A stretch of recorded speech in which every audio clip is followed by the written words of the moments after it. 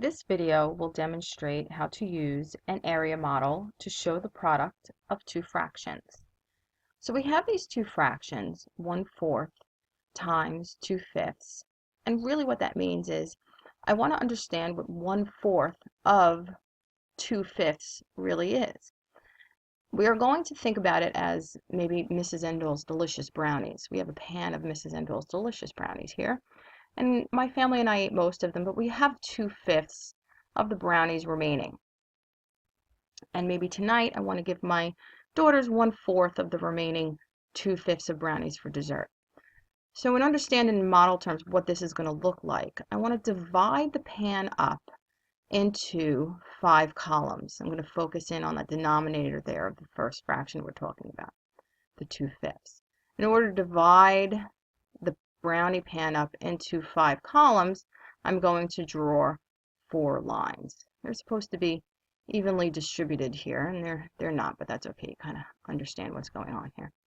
And what that does is it tells me, the numerator tells me how many columns I need to shade in. So the numerator says 2, that means I have to color in 2 columns. So I'm going to shade in 2 columns with a different color. If you have a pencil, you can just, and you don't have other colors, you can just kind of shade in with your pencil. But then when you go and shade the next fraction, just kind of use pattern lines instead if you're just only, again, dealing with one color. So now I'm going to show you how we're going to show the 1/4 of the remaining brownies in this brownie pan. I want to focus in on the denominator, 4. So that means I want to divide this pan up into 4 rows now, going this way. So I'm going to draw 3 lines. Okay. And when I do that, you'll see I have 4 rows. Sorry, I have that extra little line there. So now I'm going to shade in what is told on the top. The numerator tells me to shade in 1 row. So I'm just going to go ahead and shade in 1 row with a different color. Again, if you have a pencil, you can just go ahead and shade in with different pattern lines. And what I mean by that is you can just kind of take little pattern lines to show the different pattern for the different shading. Okay? So now what I have to focus in on is, what does the answer tell me? What is the model telling me? Well, I could see that I have 2 of the boxes here have the double shaded area. So that is my numerator. And then I just simply count how many boxes are in the whole model, and that is the denominator. So the answer is 2/20 to this multiplication problem, and I could see that if I do the straightforward multiplication, it is 2/20. However, I do need to simplify it, and I divide top and bottom by 2. I'll get 1/10. Okay, so I have a second example on how I can use an area model to show the product of two fractions, and that is 1/2 of 4/6. So I want to think about it this way. What is 1/2 of the 4/6 of remaining brownies of Mrs. Endell's Delicious pan of brownies? And what I'm going to do is first draw the model, or shade in the model, for the 4/6. So I'm going to take my lines and divide this model into 6 columns. So I want to draw 5 lines actually. If I draw 5 lines, that will give me 6 columns. Okay, and now I want to shade in 4 of those columns because that is what is indicated in the numerator. So I'm going to shade in 4 columns. Okay, not so evenly shaded.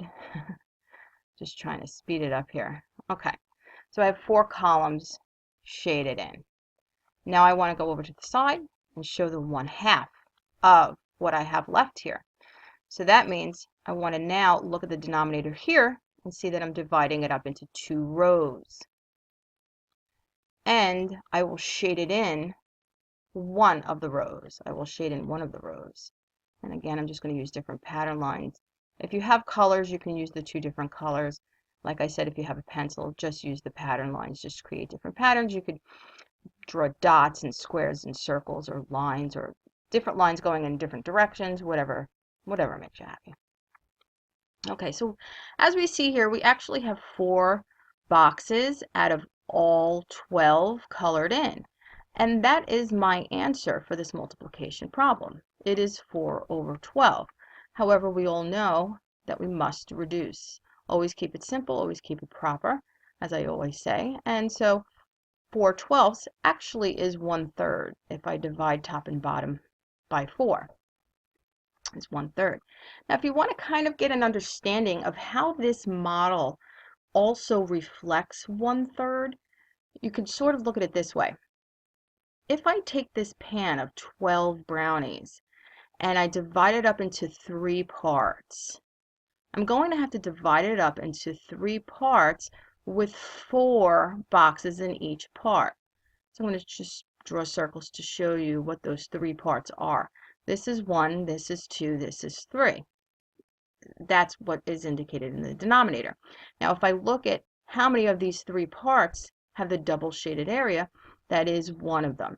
So just kind of give you a little bit of a understanding as how the reduced fraction can also be the same exact thing as the unreduced fraction, the original fraction that we had.